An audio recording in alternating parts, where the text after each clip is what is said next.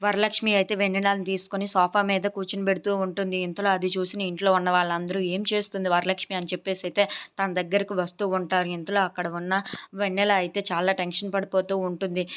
"ఏంటమ్మా ఎందుకు ఇలా తీసుకొని వచ్చావు?" అని చెప్పేసైతే అడుగుతూ ఉంటుంది. ఆ మాటలకు అక్కడ ఉన్న వరలక్ష్మి అయితే "వైష్ణవి, నేను ఒక విషయం అడుగుతాను. నువ్వు నిజంగా నిజం చెప్పాలి" అని చెప్పేసైతే అంటూ ఉంటుంది. ఆ మాటలకి అక్కడ ఉన్న వెన్నెల అయితే "ఏంటి? ఏ విషయం అడగబోతుందా అమ్మ?" అని చెప్పేసైతే చాలా టెన్షన్ పడిపోతూ ఉంటుంది.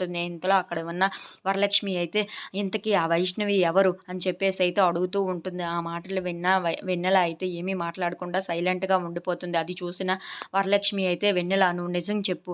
వైష్ణవి ఎవరు?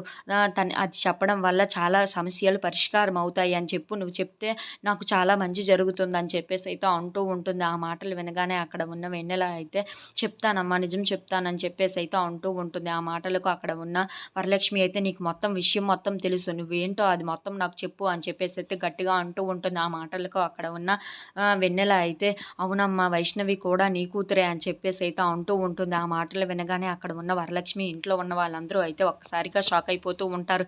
ఏంటి వైష్ణవి నా కూతురా అని చెప్పేసైతే అనుకుంటూ ఉంటారు. ఇంతలో అక్కడ ఉన్న వెన్నెల అయితే "అవునమ్మా, వైష్ణవి కూడా నీ కూతురే. తను నాకు అక్క అవుతుంది" అని చెప్పేసైతే అంటూ ఉంటుంది. If you like this video please like, share and